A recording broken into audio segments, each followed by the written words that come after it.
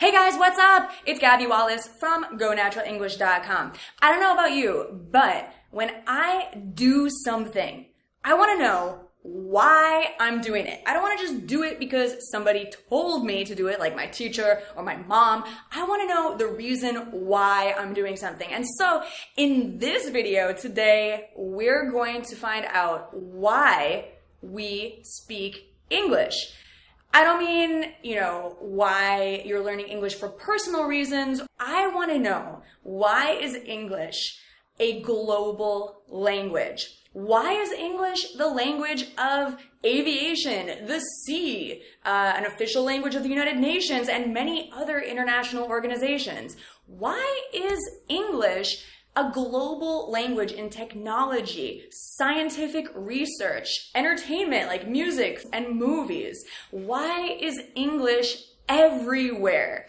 Why is English so popular, but it's not even an official language of the United States? Weird. Anyway, I have done some research. I took about a week to put together some research to find out the reasons, the top 10 reasons why English is spoken by 1.5 billion people in the world, and only 25% of those people are native speakers.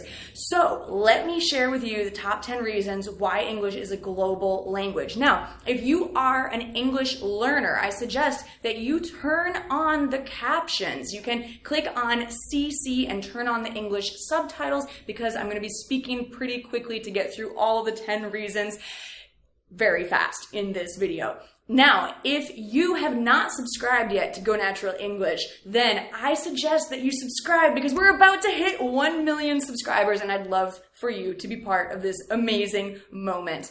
All right, quick disclaimer before we jump in. I have a master's degree in education, but not in history. And a lot of these reasons are historical reasons why English is a global language today. So if you want to suggest something to add, if you are a historian, please do so in the comments. And speaking of comments, I want to ask all of you a question. Do you think that English should be our global language? Yes or no? Give me reasons. Tell me in the comments. All right, let's go. Reason number 1 is war. So, for better or worse, war has certainly shaped the languages that we speak in the world. So, the 100 Years' War, that's when the Normans invaded Britain and they spoke French, and then the English won, and so they took back English language and they said, we're going to speak English in Parliament.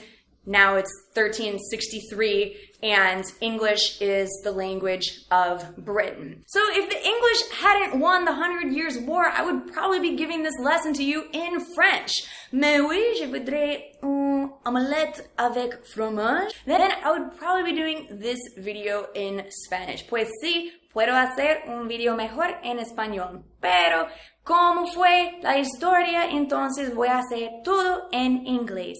Now, fast forward to World War I. The Allies win. 2 of the Allies are the United States and England. And so English gains influence in the world again. We're going to talk about other reasons related to World War I when we talk about migration. Sorry for the spoiler, but that is another big reason why we speak English. World War II, again, the Allies win.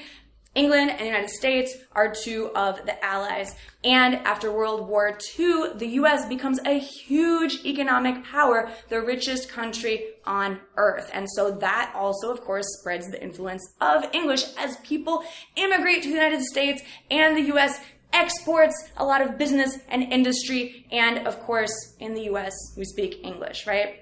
Also, after World War II, the United Nations was formed to avoid future conflicts of that type. And English became one of the formal languages, the official languages, along with Spanish, French, Chinese, Russian, and Arabic. Little known fact about me, when I was an undergraduate, I studied international relations and I was obsessed with the United Nations. In fact, I wanted to be a diplomat and I had my heart set on working at the UN. I ended up becoming an English teacher, and honestly, I love it because I feel like I'm in the UN every single day working with English learners from around the world. So it's super cool.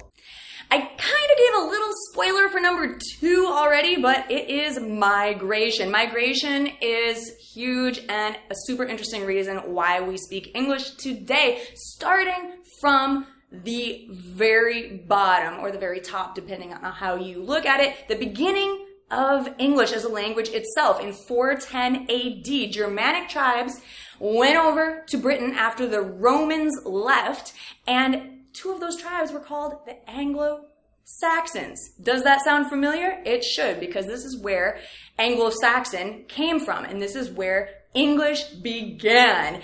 And these Anglo-Saxons brought vocabulary that mixed with the Romans and the Latin language and became Old English.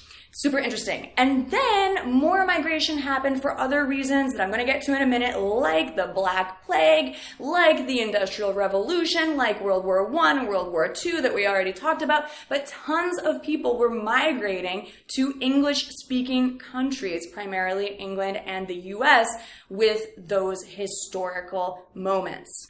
All right, number 3, let's talk about the Black Plague. This is a really bad moment in history for millions of people who died, but it's a very interesting moment for the English language because millions of people migrated from Southern Europe to the north to England, where of course they needed to learn English. And the great number of people who were migrating quickly into England created what we call the Great Vowel Shift, which is basically the reason why English is so confusing. That's why English words are spelled differently than they're pronounced or than they sound, because we had so many different accents mixing together from different languages and different immigrants inside England, all within a short period of time. The actual pronunciation of English was changing. Okay, so what happened when so many people died in England from the Black Plague is other people from outside England moved in to make up for the shortage of labor, and wages and work conditions apparently were better in England at that time than in other places. So between 1350, when the Black Plague was officially over, and 1550, 65,000 people moved into England, and about 1 in every 100 people was an immigrant at that time in England, compared with today where about 8 in 100 are immigrants. But even so, at that time, that was a huge shift, and a lot of new accents coming in contributed to the way that we speak English today. Let's talk about religion. In 597 AD, Christianity came on over to Britain, and we gained new vocabulary like font, bishop, and martyr. Now, religion plays a role in the English language because, of course, religion likes to spread to new peoples, and we also have literature like the King James Bible that is, of course, inspired by religion. It was a new translation at the time from the Hebrew Bible, and the King James Bible gives us so many phrases that we still use today. And that Bible was written in 1611. That Bible had a huge influence on the way we speak English and the number of people who speak English. And around the 17th century, between beating Napoleon and further in the future, World War I, England gained 10 million square miles and 400 million English-speaking people. Well, they didn't already speak English, but you know what I mean. They had to learn English because they were colonized by the English. So we're talking about Australia, New Zealand, the Indian subcontinent, North America, and also Belize and British Guiana, and a lot of islands in the Caribbean, and much of Africa. There's a lot of ground now covered by English, where people really had to learn English because their colonizers were telling them what to do in English. It's kind of like your English teacher.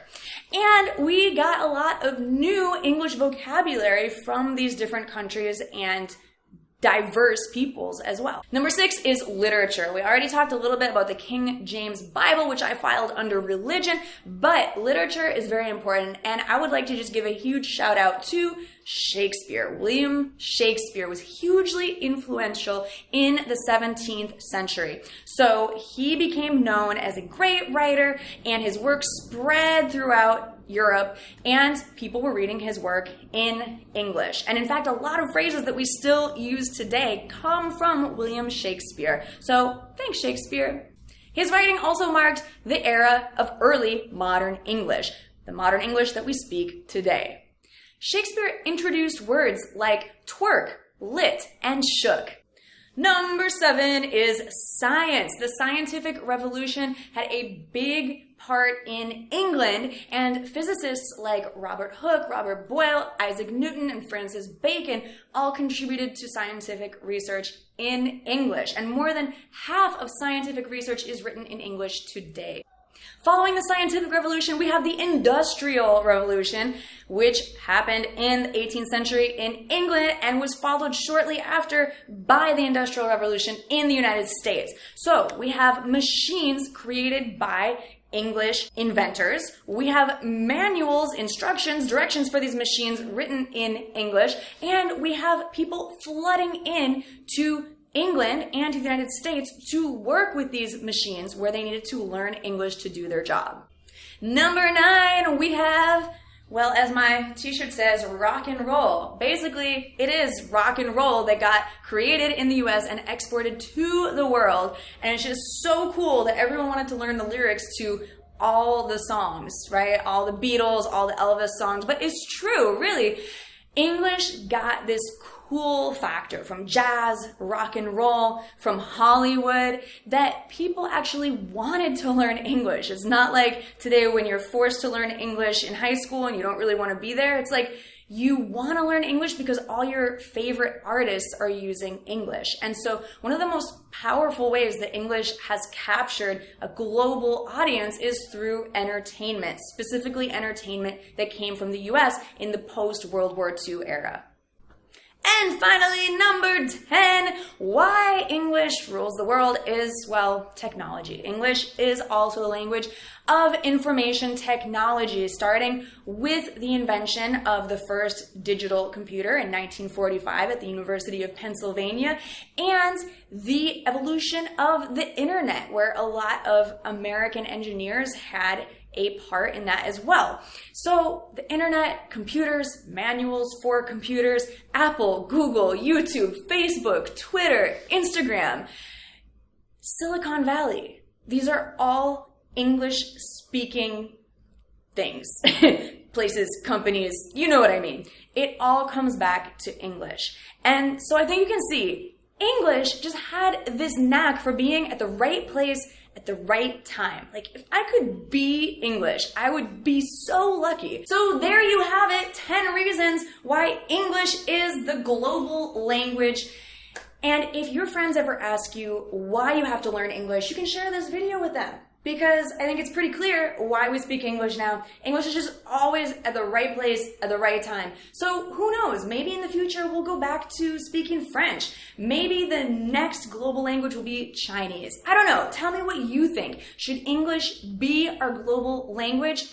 I think that it's very helpful to learn English, and yes, everyone should, but I also think all English speakers should know another language, if not 3 or 4 languages, because it's really cool when we can all communicate, and it's fun and it's good for your brain to learn another language. So, all right, make sure that you are subscribed to Go Natural English if you want to learn more about language learning, and I'll see you again soon. Thanks for watching. Mwah. Bye.